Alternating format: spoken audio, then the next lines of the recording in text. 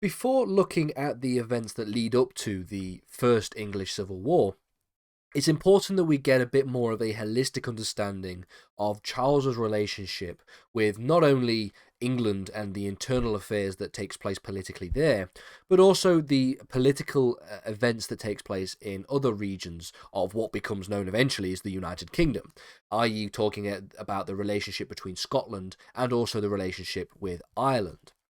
We'll focus in this lesson on the first of these. We're going to examine the relationship that Charles had with Scotland between the years of 1629 and 1640. Now, ultimately, the relationship with Scotland is far, far, far worse than the relationship that it's had with Ireland, and so we'll focus on some of the reasons for this and ultimately looking at the breakout of conflict in this period as well. So the political situation is interesting in Scotland, especially because Charles is, of course, a descendant of Scottish heritage. And the fact that, despite that being the case, he spends very, very little time in Scotland during the entirety of his life. He would leave Scotland when he was only the age of 4, and he would only return to Scotland for his coronation in 1633, specifically his Scottish coronation.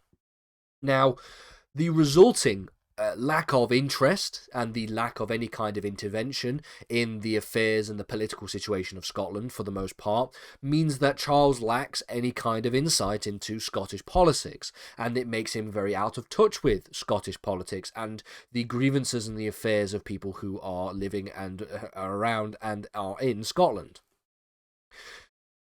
Things are made worse by the fact that even though he is very, very poor in terms of his communication and his insight into Scottish affairs, he tries to surround himself with individuals in this area who may be able to advise him in a particular way. But he decides to surround himself with individuals who are described as anglicised Scots, who also knew very little about the internal affairs of Scotland.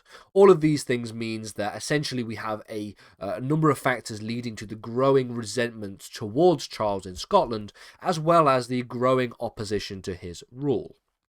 These things start to take place, and we will start to see how this situation begins to bite him in the future when we start to think about the breakdown of relationships between Charles and Parliament and the outbreak of the Civil War itself. One of the major reasons why there is this clear disdain and delineation between Scotland and Charles is the fact that there were religious differences. One of the major issues was the fact that the Reformation across Scotland and England was taken to very different levels. So with there being a proclivity towards Protestantism more strongly in Scotland than that of England. So we know, for those who have maybe a little bit more of a background in the Tudor history and the dynasty before the Stuarts, you may know that there was the push towards more Protestant ideas, the establishment of the Church of England, and we see a number of different impacts that the Reformation has on the Tudor dynasty, especially under the reign of Henry VIII, all the way through to Elizabeth I. But there's also the proclivity to maintaining a certain degree of Catholicism, with Mary sticking out like a sore thumb in that particular period as a monarch who was very staunchly Catholic and sort of pushed the balance of England all the way back the other way for a time being. Now, in terms of the impact of Protestantism across these two countries, it was in Scotland that there was a greater proclivity towards this particular set of theological beliefs. Now, there was something as well of a Presbyterian leaning in the Scottish Reformation as well. So the fact that essentially the Reformation was not uniform across Scotland and England meant that there was differences in religion beginning to take shape. This is problematic given the fact that Charles is the joint ruler of Scotland and England, as well as the head of the Church of England. So all of these things would lead to and come to head when Charles travels up to Scotland for his coronation in 1633. Charles demanded during his coronation that there were reforms to the Presbyterian nature of the church, as well as an imposition of an English liturgy.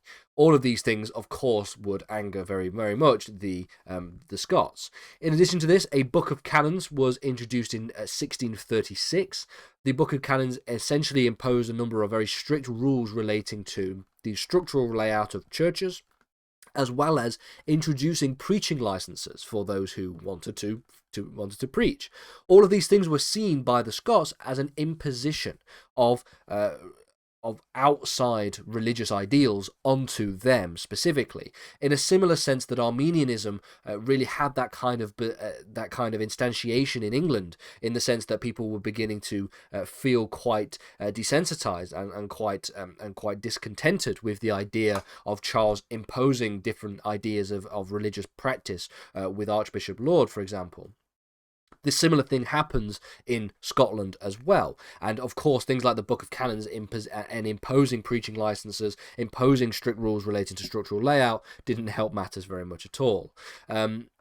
One of the things that was quite interesting is they were so strict, and in terms of their codification, they were so entrenched that in order for the changes to be made to the structure of the clergy, for example, it would need permission from the king. Of course, that permission would be very difficult to attain. All of these things were very problematic.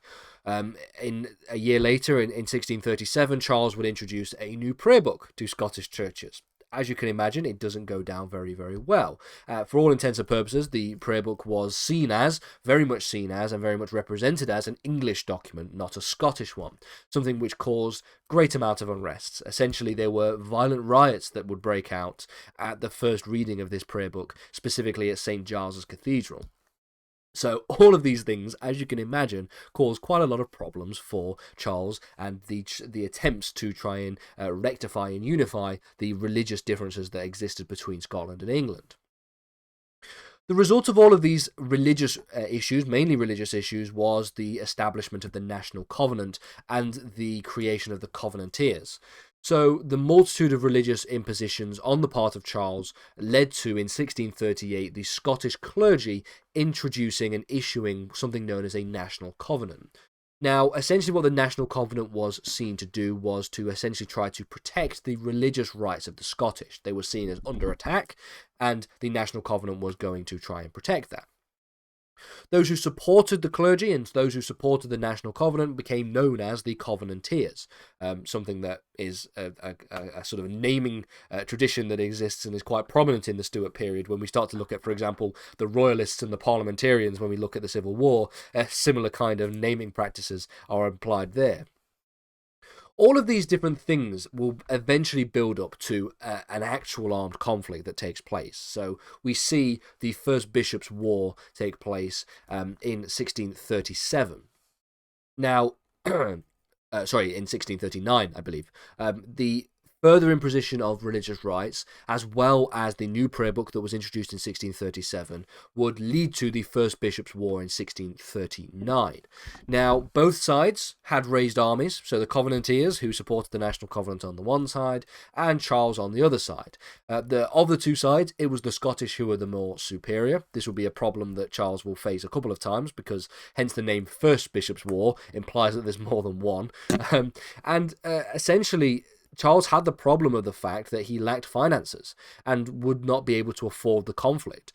He also was unable to essentially rally his base, in the sense that the individuals who were sent off to fight the First Bishops' War, and even actually the Second Bishops' War, either didn't particularly much care about the cause of this conflict, and in some cases even sympathised with the Scottish, owing to the fact that Charles was imposing religious differences on other individuals inside England as well.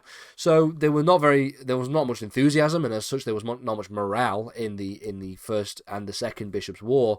And the result of this would be the signing of the Treaty of Berwick in 1639. Charles ultimately backs down and accepts a peace deal at this point.